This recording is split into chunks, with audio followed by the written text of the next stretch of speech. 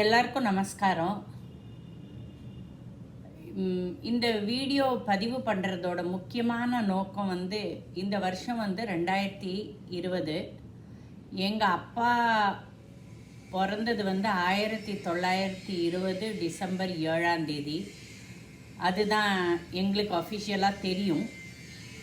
அதனால் இந்த லாக்டவுன் பீரியடில் பார்த்தீங்கன்னாக்கா ஒரு தனிமைப்பட்டு ஒரு 6-7 மாதம் இருந்ததில் நிறையா பழைய ஞாபகங்கள், பழைய நினைவுகள், சின்ன வயசில் நம்ம இருந்த விஷயங்கள், அப்பா அம்மா அவளை பற்றியெல்லாம் அதிகமாக சிந்திக்க தோணித்து சிந்தித்து பார்க்கறதுக்கு டைம் நிறைய கிடச்சிதுன்னு நினைக்கிறேன் நான்.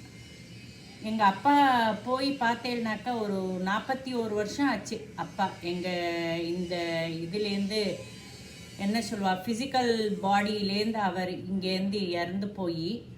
ஆனால் இந்த 41 வருஷத்தில் கண்டிப்பாக ஒரு சில கணங்களில் முக்கியமாக எனக்கு கல்யாணம் ஆன போது, இல்லை எனக்கு குழந்தைகள் பிறந்தபோது, இல்லை எங்கள் குழந்தைகளுக்கு அரவிந்த், அனுப்பமா அந்த மாதிரி கல்யாணம் ஆனபோது, அந்த மாதிரி ஒரு நிகழ்வுகளில் கண்டிப்பாக அவரும் இல்லையே நம்ம மத்தியில். மற்ற இன்னொரு பக்கமான தாத்தா பாட்டி அவளோட ஆசீர்வாதம்லாம் அந்த குழந்தைகளுக்கு கிடைக்கிற போது நம்ம அப்பா அம்மா இல்லையேங்கிற ஒரு ஆதங்கம் கண்டிப்பாக வந்திருக்கு பல தடவையில், பல தருணங்களில். ஆனால் ஒரு ஆஸ்வாசமாக, ஒரு நிதானமாக அசை போட்டது இந்த ஒரு லாக்டவுன் பீரியட் ரொம்ப ஒரு நல்ல சந்தர்ப்பத்தை ஏற்படுத்தி கொடுத்தது. அப்போ தான் எனக்கு தோணித்து, இது கரெக்டாக 2020 வருஷமாகவே அமைஞ்சு போச்சே. இந்த அப்பாவுக்கு ஒரு 100 வயசு சென்டினரி இயர்லாம், பெரிய மனுஷாளுக்கெல்லாம் நிறைய பேர் சென்டினரி இயர்லாம் கொண்டாடுறாளே. சரி, நம்ம என்ன பண்ண முடியும் நம்மளால், ஆர் என்ன பண்ணினா நமக்கு திருப்தியாக இருக்கும் அப்படின்னு நான் கொஞ்சம் யோசித்து பார்த்தபோது எனக்கு தோணினது எனக்கு 2 பெண்கள். அவள் 2 பேருமே அமெரிக்காவாசிகளாக ஆயாச்சு.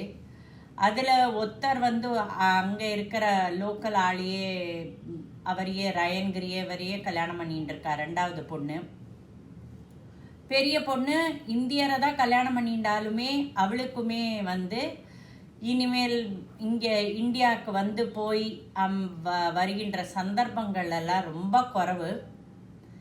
ஸோ இப்போ நான் அப்போதான் யோசித்து பார்த்ததில், ஒருவேளை பிற்காலத்தில் எப்பயான அவளுக்கும் என்ன மாதிரி ஒரு நினச்சி பார்க்கறதுக்கு ஒரு தருணம் கிடச்சி, சில விஷயங்கள்லாம் நம்ம தெரியாமல் போயிடுத்தே நமக்கு அப்படின்னு இப்போ எனக்குள்ளே நிறைய ஆதங்கங்கள் வெளிப்படுற மாதிரி வெளிப்பட்டதுன்னா, ஏதாவது ஒரு பின்னோக்கி அவளுக்கு அம்மாவோட அப்பா அம்மாலாம் எப்படி இருந்தா, அப்படி அதை பற்றி ஒரு தெரிஞ்சுக்கணும்னு ஒரு ஆவல் இருந்தாக்க, அதுக்கு அண்டு என்னோட பேர குழந்தைகளுக்கு நம்ம தாத்தா பாட்டி, அம்மாவோட அம்மா அப்பா, அவளோட அப்பா அம்மா எப்படி ஒரு குறைஞ்சது ஒரு 2 அல்லது 3 தலைமுறைகளான அவளுக்கு கொஞ்சம் அறிமுகம் பண்ணி வைக்கலாங்கிறது தான் இந்த வீடியோவுடைய நோக்கம்.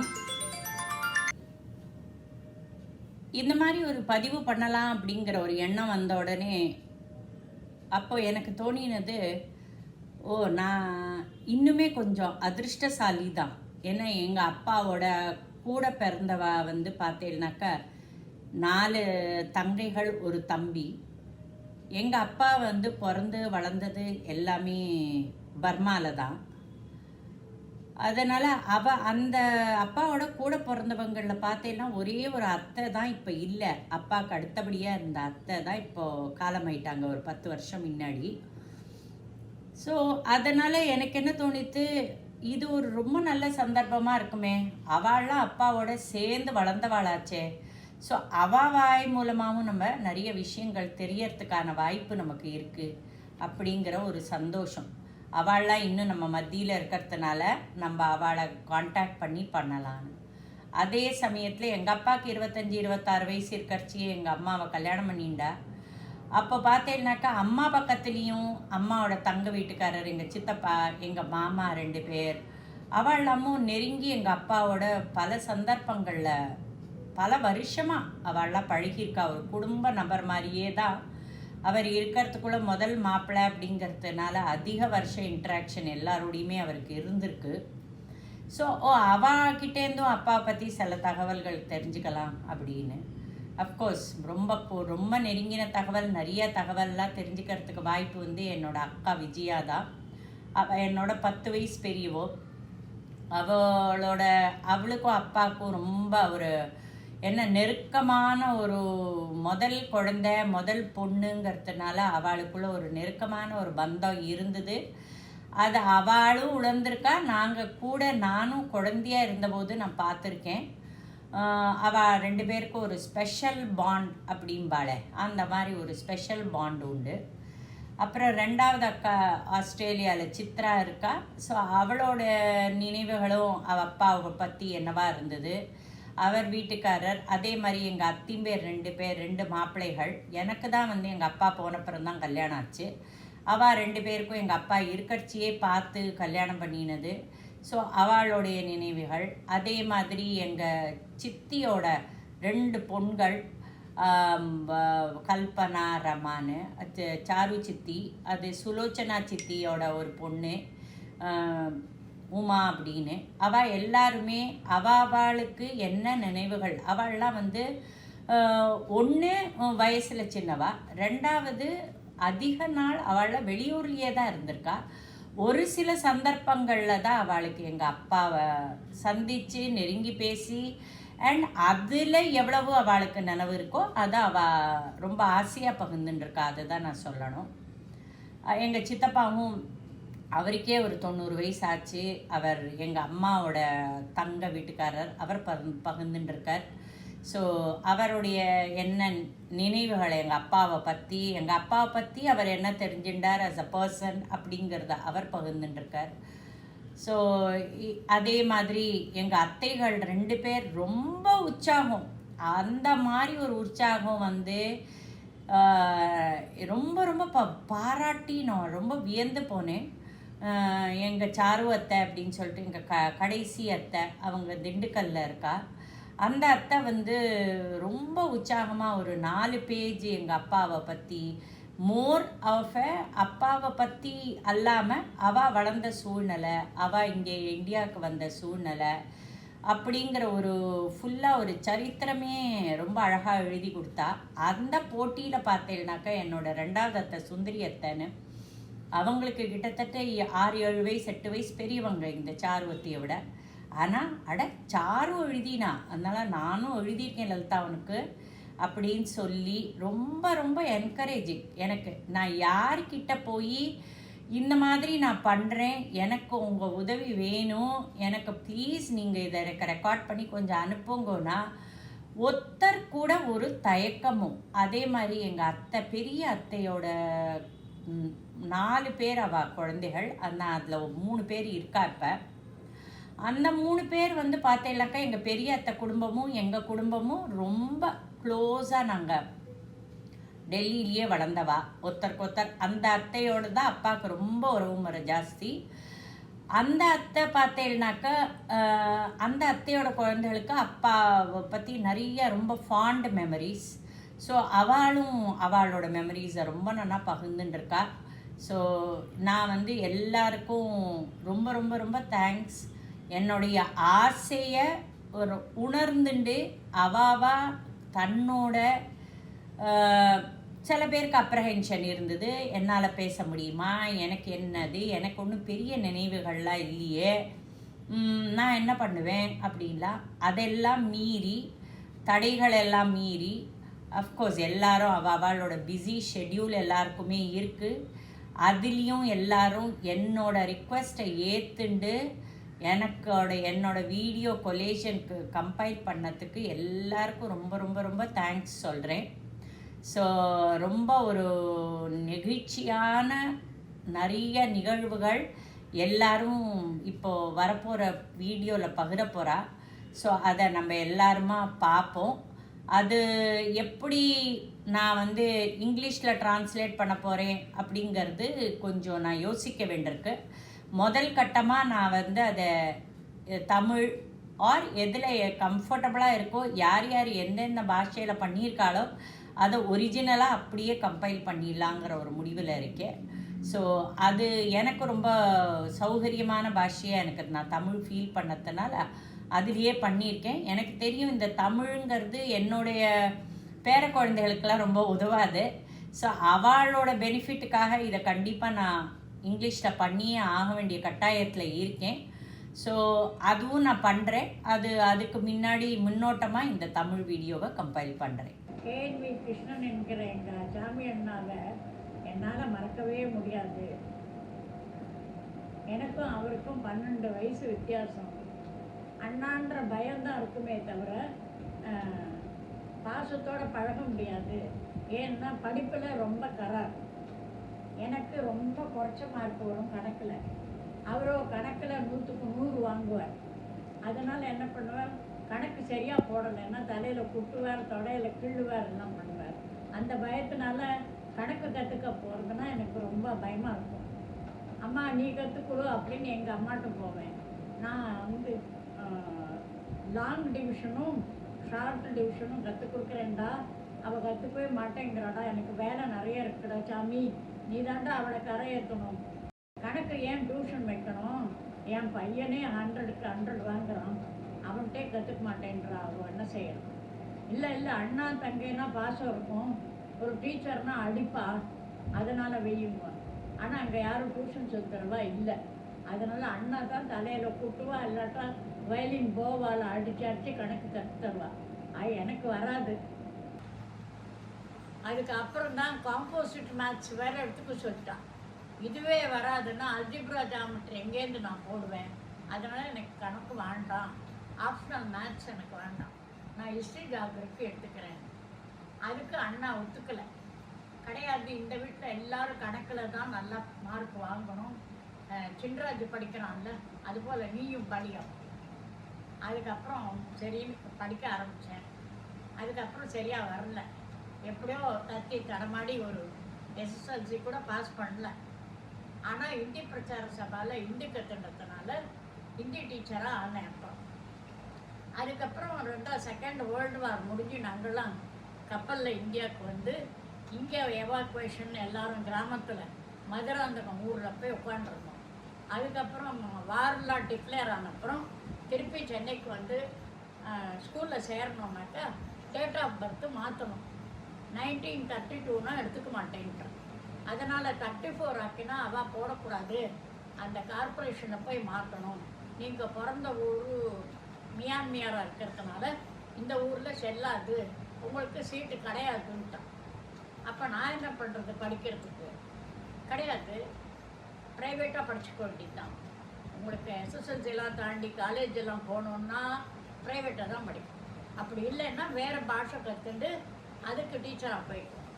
சரி, இந்தி பிரச்சார சபா அப்போல்லாம், அதனால் இந்தி பிரச்சார சபாவில் சேர்ந்து பிரவேசிக்கா விஷாரத்து வரைக்கும் படிச்சுட்டு ஹிந்தி டீச்சராக மாறிட்டேன்.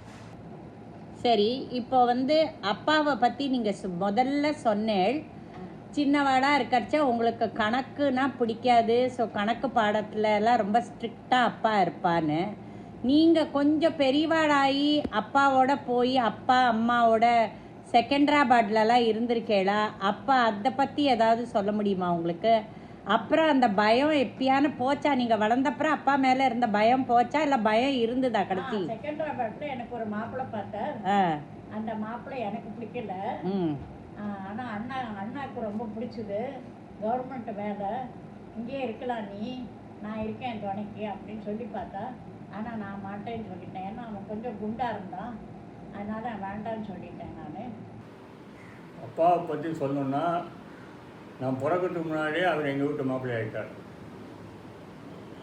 I was born in 1946. Before that he got married, my sister. He is known as, actual name is Karur Nagarajayar Venkatakrishnan. But officially KNV Krishna is from. The usual name is that. First 5 years I am childhood அவர் ஒருத்தே ஒன்று தெரியாது. அதுக்கப்புறம் I used to go to his place during summer holidays to spend time with him for 1 or 2 months. My first visit was at Hyderabad. அப்போ வந்து சித்ரா வந்து கை குழந்தா, விஜயா கொஞ்சம் பெரியவோ. நாங்கள்லாம் அங்கே அந்த ஒரு ஹைதராபாத்தில் ஒரு மாஸ்டர், ஒரு தெலுங்காரங்க வீட்டில் மாடியில் இருந்தோம். சைடில் ஒரு ஸ்டேட்டு மாஸ்டர் இருந்தார். எப்போவுமே அப்பா வந்து காட் இஸ் ரொட்டீன்ஸ். மார்னிங் எழுந்து எல்லாம் முடிச்சது ஒரு பாராயணம் பண்ணுவார், சாமிக்கிட்ட உட்காந்து. பெரிய ஆத்தென்டிக்காக பண்ணனா ஒரு நல்ல பூஜைலாம் பண்ணிட்டு வருவார். அந்த பூஜை முடிகிறதுக்கும் அந்த ஸ்டேட்டோடைய அக்கௌண்டன்ட் மாஸ்டர் அங்கேருந்து குரல் கொடுப்பார், Krishna, so tea will be ready for him at his house. Will go and have a tea and come back, enjoy thing. அதுக்கப்புறம் you will go to office. Evenings as a child myself, என் brother ஆரா சந்திரனையும் அங்கேயா அப்படி வாக்கிங்லாம் அழைச்சிட்டு போவார். But is a typical middle class man. What I mean is middle class man is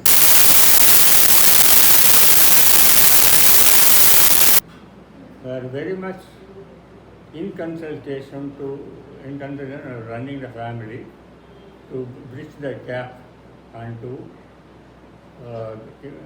gap of the finance, because we want to educate his children very well.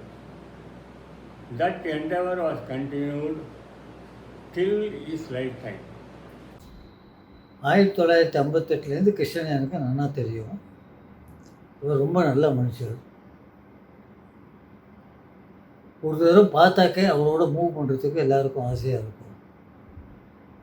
எப்போ நான் அலகாபாத் டூர் போனாலும் டெல்லி போவேன். அந்த சமயத்தில் அவரை போய் பார்த்துட்டு தான் நான் பாக்கி வேலையெல்லாம் செய்வேன். ஒரு தடவை அந்த மாதிரி நான் அலகாபாத் போகும்போது, டெல்லியில் போய் அவரை பார்க்க போகும்போது, அவருக்கு உடம்பு சரியாகிறதுனால அவரை ஹாஸ்பிட்டலில் அட்மிட் பண்ண சொன்னாங்க. அவரெல்லாம் பிஸியாக இருந்ததுனால அன்றைக்கி என்ன ஹாஸ்பிட்டலில் அட்மிட் பண்ண சொன்னான். அப்படி அட்மிட் பண்ணும்போது அட்மிட் பண்ணிவிட்டு நான் வீட்டுக்கு ஆஃபீஸுக்கு போகும்போது அந்த இடத்துல அந்த சமயத்தில் அவர் எனக்கு ஒரு 5 ரூபா கொடுத்துட்டு போயின்னான்னு சொன்னார். நான் எதுக்கு உங்களுக்கு 5 ரூபா, நீங்கள் ஏதாவது சாப்பிடக்கூடாது, உடம்பு டயட் கண்ட்ரோலில் இருக்கா, இந்த சமயத்தில் உங்களுக்கு ப்ராப்ளம் ஆகும், உடம்பு சரியாதில்லை, சாப்பிடக்கூடாது, எதுவும் வாங்கி சாப்பிடக்கூடாதுன்னு சொன்னேன். அதெல்லாம் சாப்பிட மாட்டேன், நீ 5 ரூபா கூட இல்லாத நான் இருக்க முடியாது, கொடுத்துட்டு போன்னு சொன்னார்.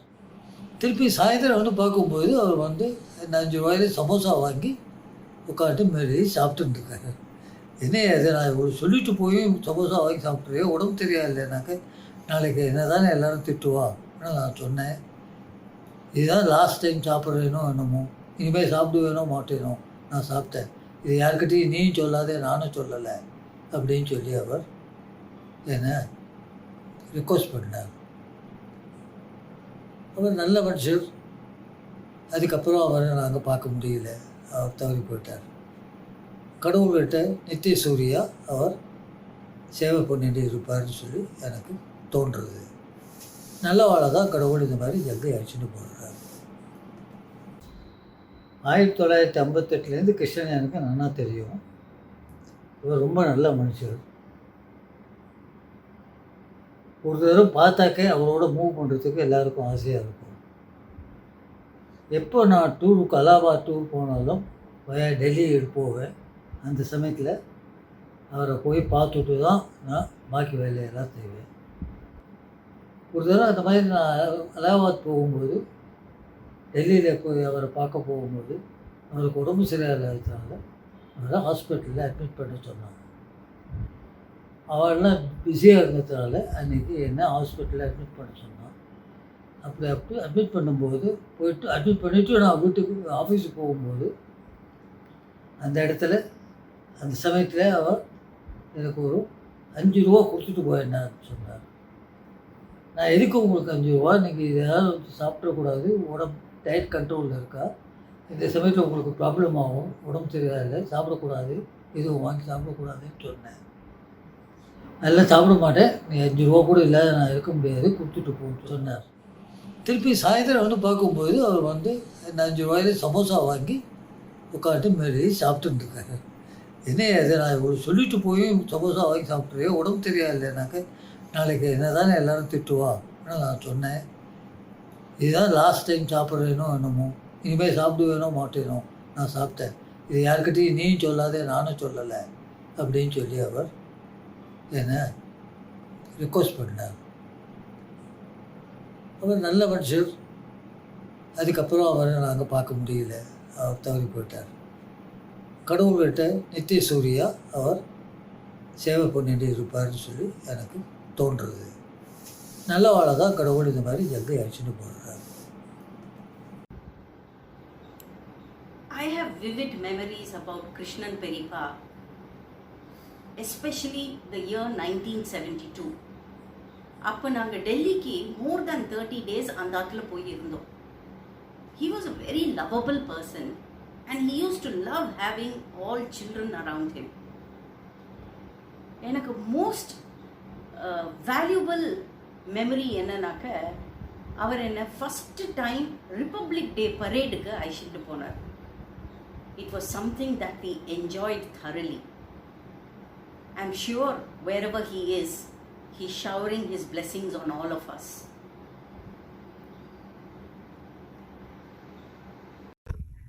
Hello. Thank you, Lalita, for giving me such an amazing opportunity to talk about Krishnan Peripa. I remember bits and pieces of how I spent time with him in 1972 on our trip to Delhi.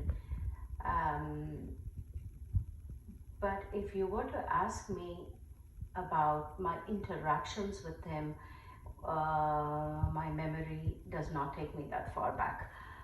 But one thing I can say for sure is the more I think about him, the more I can picturize him in my head very, very clearly. And how do I describe him as a person? He was very soft-spoken, very calm, and a very composed person, and just loved having people around him. And my parents also have spoken a lot about his personality, and his personality matches his physical features a lot.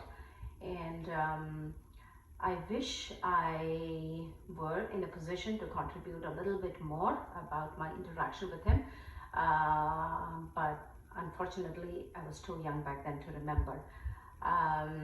I would thank Lalita a lot, and I feel blessed to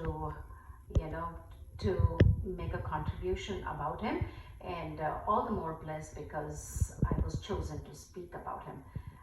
Thank you very much. After that, the first incident of my remember was 1954 after Chitra's birth. And after Chitra's birth, he came down to, I think he was at Secretariat at that time. அப்போ தான் எனக்கு கொஞ்சம் எனக்கு 10 வயசாச்சு, அவரோட பழகிறாரு. He was very kind. எல்லாம் பண்ணுவாங்க, கேசிமா இன்பமாக அழைச்சிட்டு போவார். அந்த மாதிரி அந்த பார்த்தா அப்போ என்ன வந்தான்னு சொன்னாக்க, at that time also he was busy with Sundari Attai's marriage. இந்த சமயத்தில் நாங்கள் வந்து கிருஷ்ணனுடைய ஃபாதர் நடராஜையரை பற்றி சொன்னோம். Though he was written bedridden, I remember always see him smiling face. இந்த மாதிரி சிரிப்பு நான் இன்னும் I do remember அவருடைய ஸ்மைலிங் ஃபேஸ். படிக்கல உட்காந்து சப்னா கட்டு உட்காந்து சிரிச்சுட்டே இருப்பார். அவருக்கு வந்து he was very much fond of ஐடாவரம் palkova.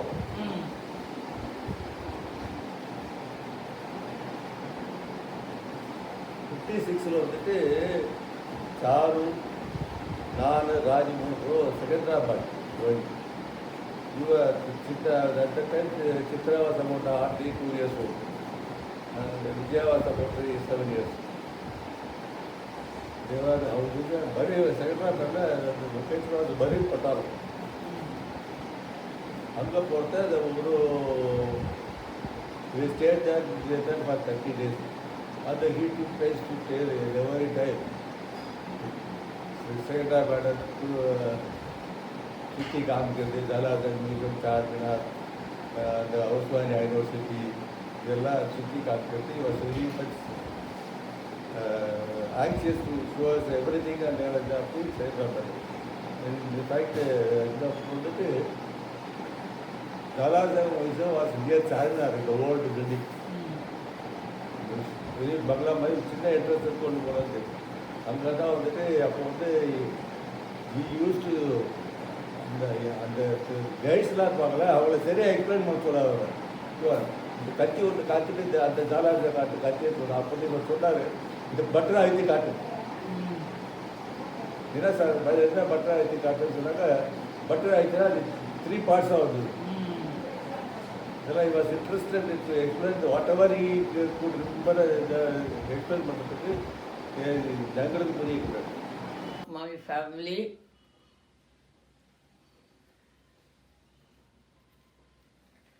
சொல்லுங்க.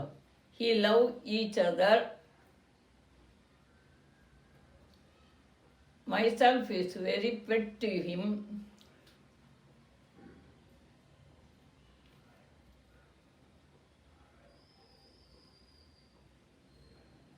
வேற என்ன உங்களுக்கு ஞாபகம் இருக்கு? அப்பா பத்தி ஏதாவது ஞாபகம் இருக்கா? சொல்லுங்க. ஐயோ, என்ன ஞாபகம் இருக்கோ சொல்லுங்க. Is bet to me. அப்புறம் வந்து வேலை நான் தமிழ்ல சொல்லிடுறேன். தமிழ்லயே சொல்லுங்க, தமிழ்ல பேசலாம். அவர் வந்து இதுல படிச்சு லக்னோவில் வந்து பரீட்சை எழுதினா எவாகேஷன் போது டிகிரி பரீட்சை. அது பாஸ் பண்ணோன்னா அங்கேயே வேலை கிடச்சி கொடுத்து இதில் மிலிட்ரியில் அங்கேயே வந்து அட்மினிஸ்ட்ரேஷனில் மிலிட்ரியில் சேர்ந்து அங்கேயே செட்டில் ஆகிட்டா எங்கள் அண்ணா. அதனால் எப்பான வெக்கேஷனுக்கெல்லாம் மெட்ராஸ்க்கு வருவா. ஆற்றுக்கு எல்லாரோடையும் பழகுவா, எல்லாம் வாங்கி தருவா, எல்லாம் செய்வா, எல்லாம் பண்ணிட்டு இருந்தா.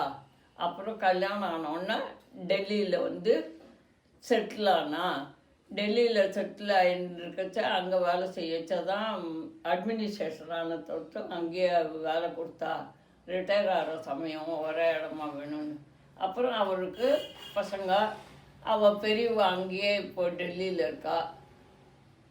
ரெண்டாவது வணி இன்னொரு பொண்ணை அவ்வளோவா அட்டாச்மெண்ட் இல்லை, நான் பிறந்தத்துலேருந்தே பார்த்தது இல்லை, அவளுக்கு 3 பொண்ணு தான் அப்படின்னு சொல்லி சொன்னேன். எங்ககிட்டலாம் ரொம்ப ஆசையாப்பா வருஷத்துக்கு ஒரு தடவை கண்டிப்பாக மெட்ராஸ்க்கு 1 மாதம் 15 நாள் லீவில் வந்துட்டு இது இப்போ பிடிஓ கிடைக்கும்ல, பிடிஓ கிடைக்கும். அது சொந்த ஊர் வந்து போட்டுண்டுட்டா அந்த ஊர்னு. அதனால அது வரைக்கும் டிக்கெட்டு வாங்கிட்டு போயிட்டு வந்தால் தான் இது. அதனால டிக்கெட்டை வாங்கிட்டு வச்சுட்டு மெட்ராஸ் வரைக்கும் வந்துட்டு அப்படியே ரிட்டர்ன் ஆகிடுவா.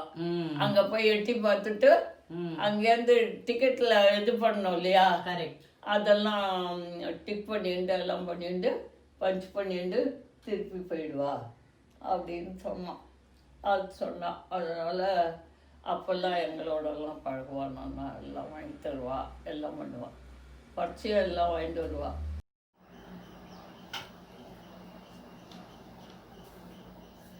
அண்ணாவை பற்றி நான் ஏற்கனவே டாக்குமெண்ட் எழுதி கொடுத்துருக்கேன். அதில் இல்லாத விஷயங்கள் சிலது சொல்லலான்னு ஜிஸ்ட் மாதிரி கொடுக்கலான்னு நினைக்கிறேன். அதாவது அவரோட ஒரு குணம், அதுக்கு எக்ஸாம்பிள், எந்த எக்ஸாம்பிளில் அந்த குணம் வருதுங்கிறத பற்றி சொல்லலான்னு விரும்புகிறேன். ஸோ முதல்ல எடுத்துட்டாக்கா இறக்க குணம். அண்ணாட்டு இறக்க குணம். யாரும் அவருக்கு கஷ்டப்பட்டா அவருக்கு மனசு தாங்காது.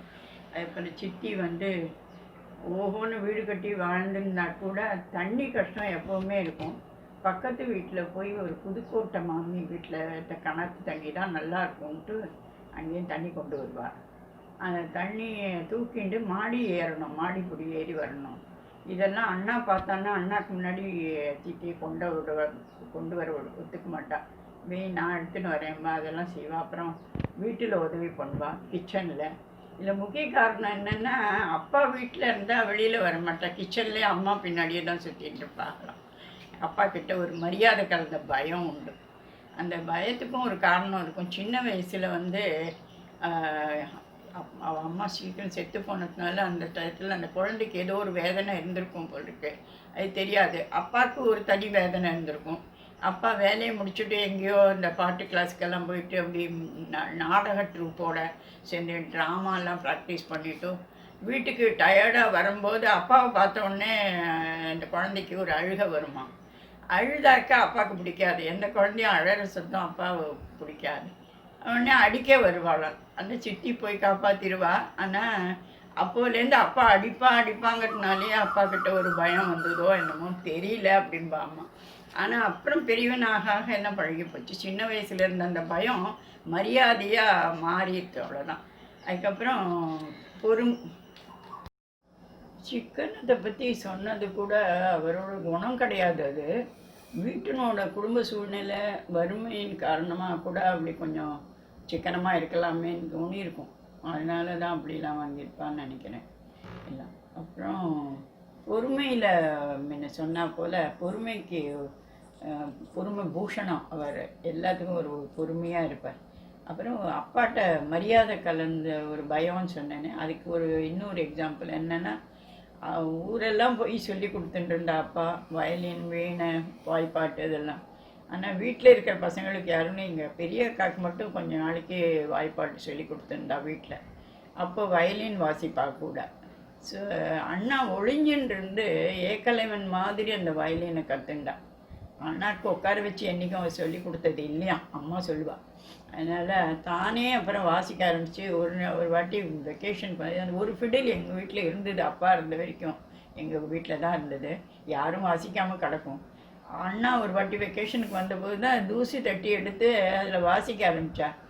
நீ எங்கே போய் கற்றுண்டேன்னு அப்போ தான் அப்பா ஆச்சரியமாக இந்த துரோணாச்சாரியார் கேட்ட மாதிரி ஏக்கலை வந்துட்டேன். அப்பா கேட்டு தெரிஞ்சுண்டா.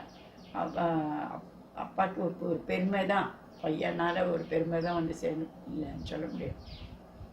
அப்படியே கிச்சனில் உட்காந்துருந்த போது கிச்சனில் காய் நறுக்கிறது அந்த மாதிரி வேலை இல்லாமல் அப்புறம் காய் நறுக்கிற வேலை பர்மனெண்ட்டாகவே அண்ணாவுக்கு வந்துடுது.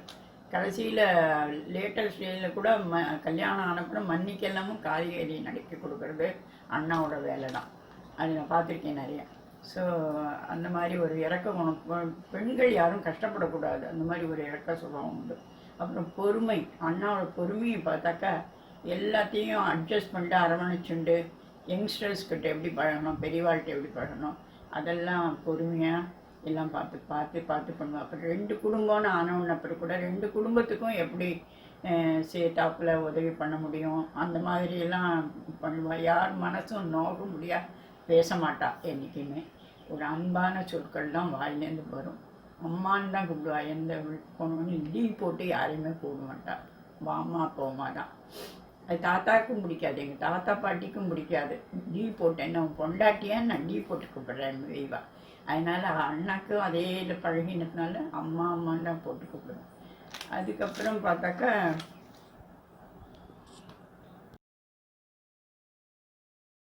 இது கடமை உணர்வை பார்க்க போனாக்கா கடமை உணர்வு ரொம்ப ஜாஸ்தியாம்மா அண்ணாக்கு. தனியாக கொடுக்கணும், அவன் குடும்பம் தனி பெருகினப்புறம் கூட அப்பாவுக்கு கஷ்டப்படக்கூடாது. இங்கே ஒரு சம்பாதிக்கிறதெல்லாம் வளர்கிற பசங்க ஸ்கூல் போயிட்டு இருக்காங்க, பத்தாது அப்பா சம்பளம் பென்ஷனில். அதனால் அப்பாவோட மருந்துக்கான செலவு எல்லாமே அண்ணா எப்படியாவது ஒதுக்கி தன் சம்பளத்துலேருந்து அதை அனுப்பி வச்சுருவான் மாதம் மாதம். ஸோ அவள் கஷ்டப்பட்டாலும் பரவாயில்லைன்னுட்டு அது 2யும் அந்த கடமை ஏன்னா வீட்டில் மூத்த பிள்ளைங்கிற அந்த கடமை உணர்வு இருந்தது. எல்லோரும் சின்னவா, அவள்லாம் கஷ்டப்படக்கூடாது அப்படிங்கிற ஒரு எண்ணத்தில் கடமை தவறாமல் இருந்திருப்பாள். அப்புறம் சிக்கனம் இந்த மாதிரி முதல்ல நல்லா வாழ்ந்திருந்தாலும் அப்புறம் வேர்ல்டு வார்க்கு அப்புறம் இங்கே வந்ததுக்கு அப்புறம் ஸ்திதி ஒரேடியாக மாறி போனதுனால கஷ்டம். அந்த கஷ்டத்தில் வந்து சிக்கனம் புத்தி நிறைய உண்டு. அண்ணன் பார்த்து தான் எது சீப்பாக இருக்குது அப்படின்னு வாங்குவேன். அதுக்காக என்ன பண்ணுவேன், சாயந்தர வேளையில் அந்த சின்ன புட்டி விளக்க வச்சுட்டு அந்த கூறுக்காய் விற்கும் ஒரு இடத்துல, அங்கே போய் சீப்பாக கிடைக்கிறதுன்னு காய் அங்கே தான் போய் வாங்குவாள். இது ஒரு நாள் பல நாள் போயிருக்கு. ஏன் இவர் இப்படி காய் வாங்கிட்டு வர மன்னிக்கு வந்து ஒரு சந்தேகம் இருந்தது. ஒரு நாள் நானும் வாக்கிங் உங்களோட வரேன் அப்படின்னு சொல்லிட்டு மன்னி போனவுடனே பல நாள் திருடான். அன்றைக்கி ஒரு நாள் ஆகிட்டான். போய் கூறுக்காயில் போய் காய் வாங்குவோம். இல்லை சீப்புன்னு நீங்கள் வாங்குற பாதி குப்பையில் போகிறது அது தெரியுமா உங்களுக்குன்ட்டு மன்னி அப்புறம் அதை அட்வைஸ் பண்ணி நீங்கள் கறியாக வாங்க வேண்டாம் நானே வாங்கிக்கிறேன் அப்படின்னு சொல்லி அன்றைக்கி நிறுத்தினாங்க. அதனால் அண்ணாக்கு ஒரு சபலம் உண்டு. அப்புறம் கண்டதையும் வாங்கி சாப்பிட்றதுல வந்து சாப்பாட்டு பிரியர் சொல்லியிருக்கேன் ஏற்கனவே. அது சாப்பாடுனா இவனும் ஒரு தங்க, அதாவது எங்கள் மூத்த அக்கா ரகுவோட அம்மா, அவள் 2 பேரும் ஜோடி. இன்னும் இலந்த பழம் வைக்குவோம், அதை வாங்கிட்டு வந்து இடித்து அதை வெயிலில் காய வச்சு வடை மாதிரி இருக்கும்னு இலந்த வடைன்னு விட்டு அதை வச்சுட்டு 2 பேரும் சாப்பிடுவா. இது வேர்க்கடலை பர்ஃபி, வேர்க்கடலை பர்ஃபி, இதெல்லாம் எப்போ பார்த்தாலும் வாயில் மென்னுட்டே இருப்பாளாம் 2 பேரும். இவ்வளோ சாப்பாட்டு பிரியராக இருந்தவாளை தான் சோதிக்கிறாப்பில் லேட்டஸ்ட் ஸ்டேஜில் உடம்புக்கு வந்து எல்லாம் நிறுத்த முடியாச்சு, ஒரு சாப்பிட முடியாமல் ஒரு உடல்நிலை பாதிக்கப்பட்டது. அதுதான் எங்களுக்கெல்லாம் ரொம்ப கஷ்டமாக இருக்கும் அண்ணாவை பார்க்க. அதுக்கப்புறம் என்ன பண்ணுறது, அதை அனுபவிச்சு தானே ஆனோம். ஆனால் அதுக்கும் பொறுமையாக ஈடு கொடுத்துன்னு தான் வந்தேன். அதுக்கு மன்னி ரொம்ப ஒத்துழைச்சா. ஏன்னா நம்மளாம் மட்டும் சாப்பிட்டாக்கா அவருக்கு சபலை புத்தி சாப்பாட்டுக்கு பிரியறதுனால வேண்டாம், எல்லாருக்கும் அதே பத்திய சாப்பாடு இருக்கட்டும் அப்படின்னு மன்னி சாப்பாடு கட் பண்ணிட்டா. எல்லாருக்குமே பத்திய சாப்பாடு தான் ஒரே மாதிரி. அது என்னென்ன ஒரு பாலக்காய் வேக வச்சு, அது உப்பு கிடையாது, அது ருச்சி வரத்துக்காக கொஞ்சம் தயிர் ஒரு கண்டி விட்டு 2 சப்பாத்தி, அதுதான் ஒரு வேளை சாப்பாடு. அண்ணன் நெய் தடவக்கூடாது, பால் கிடையாது, உப்பு கிடையாது, சர்க்கரை கிடையாதுன்னு மனுஷன் என்னத்தை தான் சாப்பிடுவான். இதுதான் சாப்பாடாக இருந்தது. அவ்வளோதான், ஆல்மோஸ்ட் முடிஞ்ச.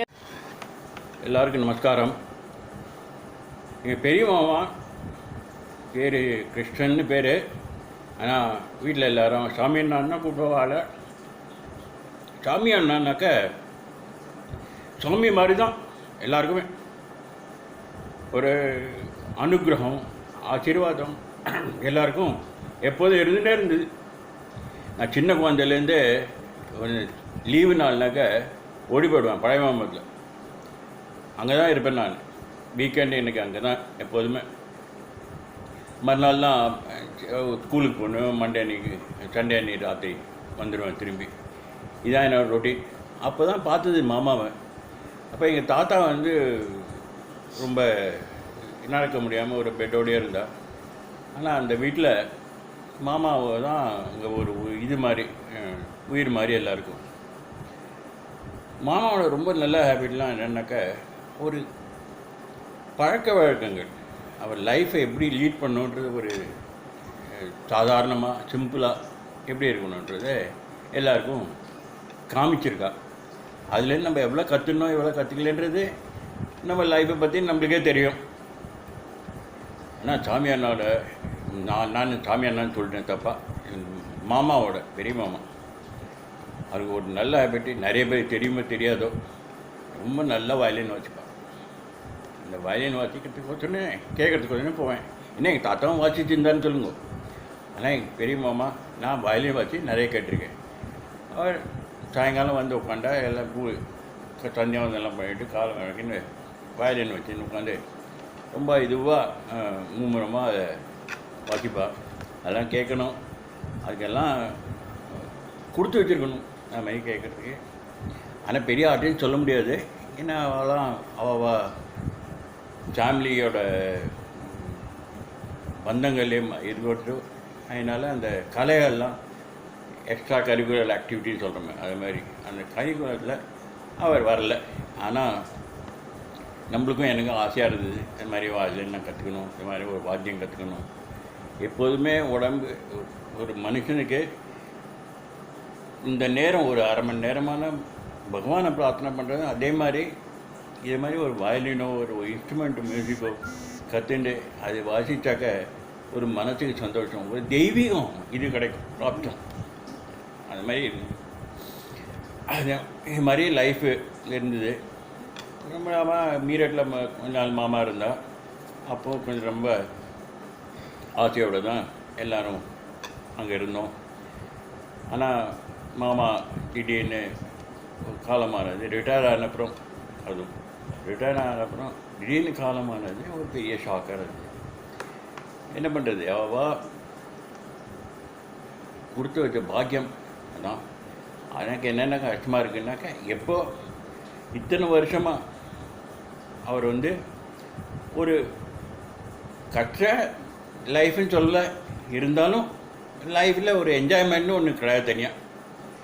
எப்போ ரிட்டையர் ஆனப்புறம் நான் நினச்சிருந்தேன் மாமாவுக்கு இப்போது அவரோட இது பழக்க வழக்கம், அவரோட ப்ராக்டிஸ், அவரோட ஹாபீஸ், வயலின் வாசிக்கு இதிலெல்லாம் கொஞ்சம் டைம் கொடுத்து இப்போ ஒரு ரெகக்னிஷன் மாதிரி கிடைக்கும் அப்படின்னு ஒரு ஆசை இருந்தது. அது இல்லாமல் திடீர்னு காலமானது ரொம்ப ஷாக்காக இருந்தது. இருந்தாலும் என்ன இருந்தாலும் அவர்கிட்டேருந்து நம்ம கற்றுன்றதுலாம் ரொம்ப இந்த லைஃப்பில் நமக்கு இன்னும் யூஸ்ஃபுல்லாக தான் இருக்குது. அவரோட ஆத்மாவுக்கு என்னோட வந்தனங்கள், வாழ்த்து, இது மனமுறைய என்ன சொல்கிறது, நமஸ்காரம். அவர் 100th பர்த்டேவை எல்லாருமே சந்தோஷமாக கொண்டாடணும் அப்படின்னு ஒரு ஆசை எல்லாருக்கும். அதில் சின்ன பொண்ணு தான் இருக்கவே இருக்கா லலிதா. அவள் எல்லாத்துக்குமே கொஞ்சம் ஃபாஸ்ட்டாக அவளை பற்றி சொல்லணும்னு நிறைய சொல்லலாம். அது மாதிரி ஆள். அதனால் எல்லாருக்கும் என்னோட நமஸ்காரம், என்னோட மனமார்ந்த நல்ல என்ன சொல்கிறது ஆசீர்வாதங்கள், சின்னவாதங்கள். மாமாவுக்கு அவரோட ஆத்மத்துக்கு திருப்திக்கு என்னோட நமஸ்காரம். நல்லிக்கு இது பேசணுமா? நல்லி பேர் கேளுங்க. நமஸ்காரம். மாமா, பெரிய மாமா பற்றி ரொம்ப எனக்கு தெரியாது. கல்யாணம் ஆகி வந்ததுலேருந்து கொஞ்சம் மாமாட்ட பழக்கங்கள். மாமா ஒரு அப்பா ஸ்தானத்தில் இருந்தா. மாமனார் 2 மாதத்துலேயே தவறி பண்ண அப்புறம் மாமா தான் எங்களை பார்த்துட்டதோ எங்களுக்கு ஹெல்ப் பண்ணதோ. மாமா மாமி 2 பேரும் எங்களோட பேக் போன் நாட்டம் இருந்தா. எங்களுக்கு எல்லாம் எப்படி நல்ல குணங்கள், நல்லது எடுத்து சொல்கிறதோ, நல்லது செய்ய சொல்கிறதோ எல்லாம் கற்றுக் கொடுத்ததெல்லாம் மாமா மாமி. அவள் சொன்னபடி அவள் எங்களுக்கு புரிய வச்சதோ, எங்களுக்கு எங்களை என்ன பண்ணணும்னு சொல்றதோ ரொம்பவும் ஒரு என்ன சொல்கிறது, ஒரு அம்மா தாயார் தகப்பனார் மாதிரியே தான் சொல்லி கொடுத்தா. மீரட்டில் பாலாஜி என் பிள்ளை பிறந்தப்புறம் நான் போனப்புறம் அங்கே மாமா அங்கே போஸ்டிங்கில் இருந்தால் வீக்கெண்டில் போய் இவர் அழைச்சின்னு வருவார். சில நாள் வர முடிஞ்சது, சில நாள் வர முடியறதில்ல. ஆனால் வந்து ஒரு நாள் ராத்திரி எங்களோட தங்கிட்டு சாப்பிட்டுட்டு அடுத்த நாள் போகிறது ரொம்பவே எங்களுக்கு ஒரு சந்தோஷமாகவும் இருந்தது. அவருக்கும் நல்லா இருந்தது. ரொம்ப எட்டியாக நாங்கள் ஆனமட்டு சொன்ன எங்களோட வந்து இருங்கோன்னு. ஆனால் அவர் ஆஃபீஸ் செட்டு அங்கேருந்து அப்போல்லாம் வசதி கிடையாது போயிட்டு வரத்துக்கு. அதனால ஈ ஃபெல்ட் கம்ஃபர்டபுள் அங்கே தன்னோட ரூமில் இருக்கிறது. பட் எங்களோட வந்து இருந்தது அது ரொம்பவே எங்களுக்கு சந்தோஷமாக இருந்தது. ஆனால் மாமா பாவம் ரொம்ப சீக்கிரம் காலமானதும் எங்களுக்கு கஷ்டமாக இருந்தது. அப்பா போனதே கஷ்டம், ஆனால் அதுக்கு மேலே மாமாவும் போனது எங்களுக்கு ரொம்பவும் கஷ்டமாக இருக்குது. எனிவேஸ், அவர் சொல்லி கொடுத்ததெல்லாம் ஞாபகம் வச்சுண்டு இன்றைக்கும் லலிதா, விஜயா, சித்ரா எங்களை ரொம்ப நல்லா எங்களுக்கு எல்லாம் ஹெல்ப்ஃபுல்லாகவும் எங்களோட பழகிறதும் இருக்கிறது எங்களுக்கு ரொம்பவே நல்லா இருக்குது.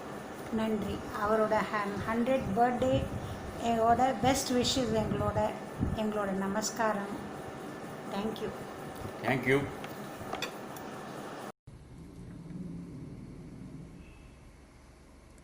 Talking about Mamaji, my memory is very fresh. I can recall his face, his physical structure, his appearance.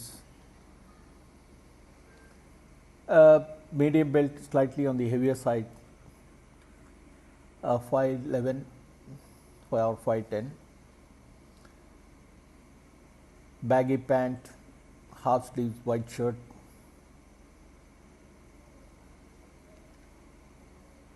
specs, a trademark of handbag in hand.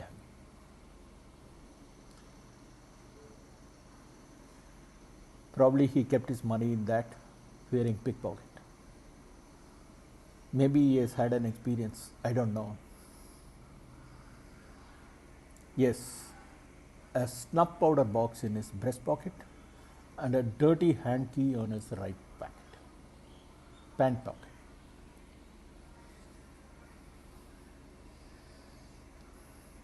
Mama never appeared in any pressure or tension. He smiled away anything that was told to him.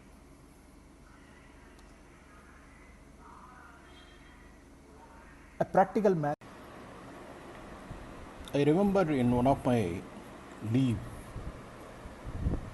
I had gone to see Mamaji.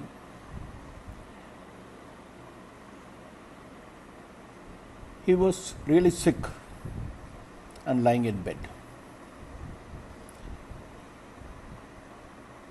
Mummy was sitting next to him.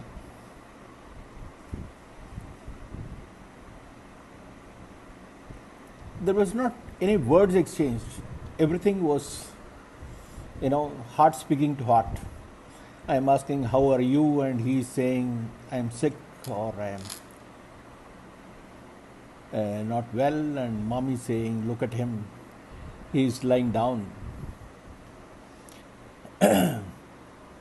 Mommy was telling me that he wanted gulab jamun and I have got him.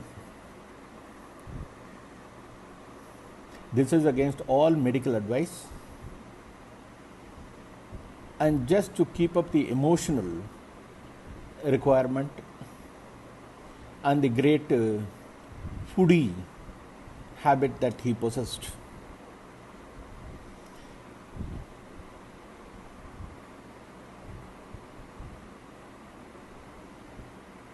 Whenever I used to go, or anyone for that matter, to go along with Mamaji, be assured that you will have something to eat.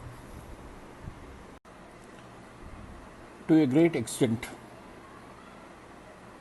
I follow his food steps. I would only like to add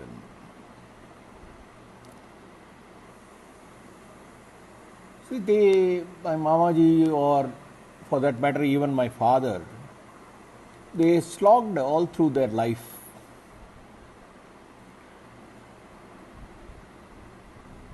But never got a single day to enjoy as a retired life.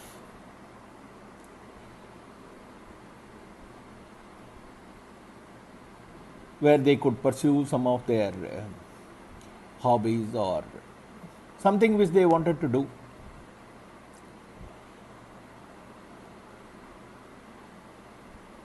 This I call it shared destiny.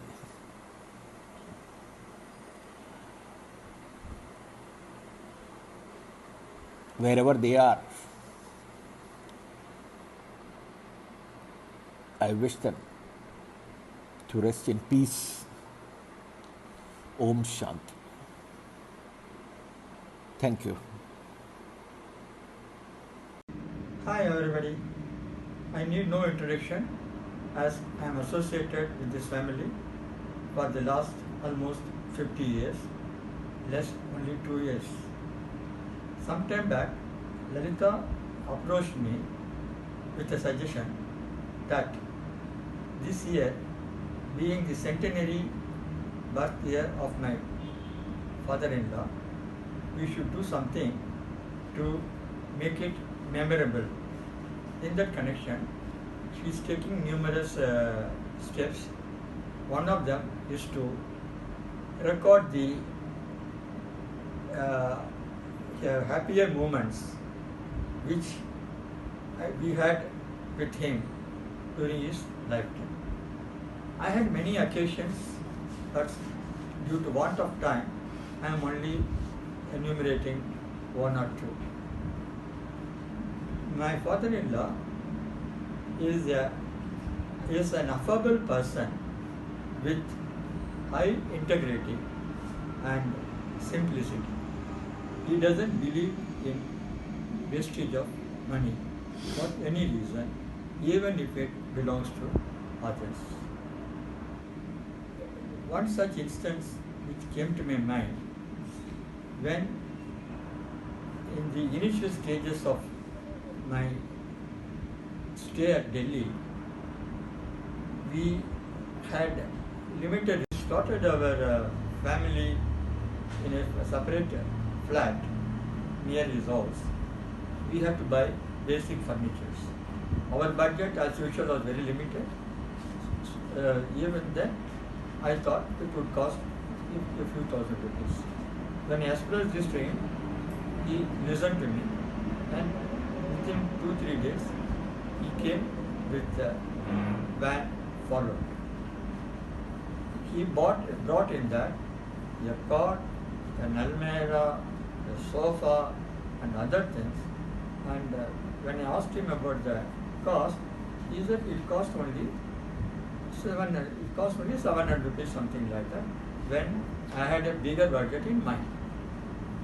I asked him how. He said nothing to worry. I didn't go for the branded item.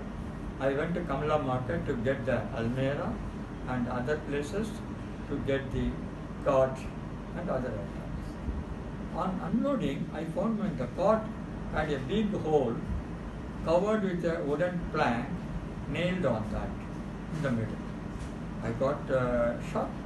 I said, what is this? He said, Ganapati, why are you worried? If you put the mattress on that, this is not going to be visible. So be happy with this. Really, I appreciated his sense of humor and carried on with that furniture till I shifted to my own flat in 1990. Like that, there was Shri K.N.V. Krishnan, Karur Nataraja Venkata Krishnan, fondly remembered as Chamayana by his cousins and brothers and sisters. Fathers are always wonderful persons. The bondage between a father and daughter cannot be expressed but only felt. My bondage with my father is no exception. When I think of my father, first thing that comes to my mind is the peace in his face. He loved us a lot. He never used to get angry at our mistakes. Instead, he would explain patiently the methods of correcting the mistakes. Others may be wondering what is so special about it. Every father does the same thing. This was because he was always under constant emotional and financial strain. He was born in Burma in a fairly wealthy family. He lived well till college days. The family was close-knit and he had wonderful relationship with his brothers, sisters and cousins. But due to Japanese invasion, he had to leave Burma for India. The family left by the last ship from Burma, carrying with them only the movable property such as jewels and silver. As my father had to appear for the graduation examination, he and his father stayed back and could not be in the last ship. They had to cover the whole terrain by foot. For a gala party of kulfis, samosas, gulab jamun and chole bhature. We always enjoyed his company. We used to sit around him and gossip or discuss serious problems with him. He was always ready with a solution, but it was never harsh or aggressive. All of these qualities filled our family life with happiness and contentment, which I hope I can pass on to my own family too. Thank you. My name is Chitra and I am his second daughter. What I am going to tell you about Dad is not going to be any different from what you have heard from others. Dad had 3 great qualities. Firstly, he never got angry. In my whole life with him, I have seen him getting angry only twice. And even on those occasions, it was not strongly expressed or disclosed. He was a great listener and listened to everyone, and he gave his opinion or feedback in a mild and subtle manner. This suited everyone because they can accept it or override it without much effort. As far as Dad was concerned, he has done his bits. Secondly, he was a patient man. He waited for his turn in any conversation to respond and if he did not get, he never missed it. At home, he waited for everyone for their schedule and continuously reorganized his schedule without making any big statements or comments. Thirdly, he never expected anything from anyone. Due to this, he never got disappointed by anyone. He never complained about anyone, friends or relatives. All the above made him look like he was a simple man, but he was very astute. He loved his grandchildren. Shobha, Arvind, and Anu were fortunate to spend some time with him. He amused them in various ways.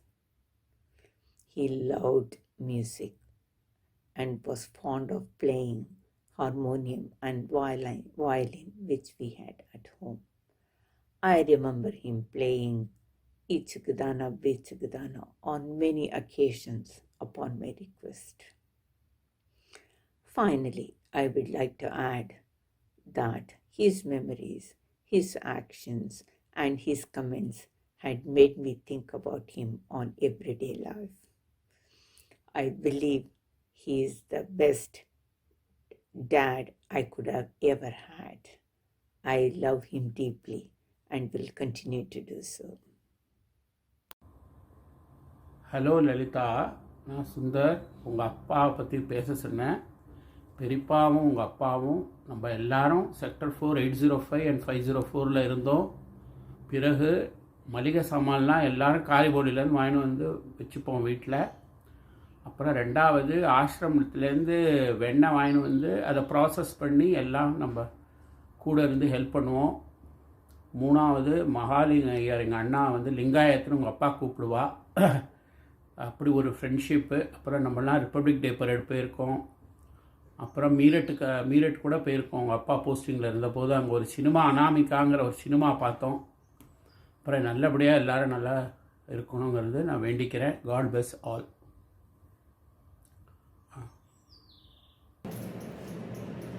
Hi everyone. So today I just wanted to share few things whatever I remember about my father. So I was actually not very fortunate enough to have spent lot of time with him because when I turned little, when my awareness was there at the age of 11 or 12, he was transferred to the one outside Delhi from where we were living. So mostly the 5-6 years towards his end of life, he was away from the family, and my interactions with him only used to be during the weekends. And of course last 1.5 years he was with us only, but at that point of time he was very sick, and that was so at that point actually I took the role of being a caregiver to him. So to tell you shortly, what I remember about my father was very, very calm person and very compassionate person, and he used to be very upset when I used to raise my voice for anything or demand my attention by raising my voice. So always constantly he used to keep telling me, Papa, balakka pesa de Papa. So but till now, of course, now I have kind of, when I am 61, I realize what a wonderful advice it was. But then whatever, due to my physical limitations, you can say my vocal cords are really blown, very powerful vocal cords I have.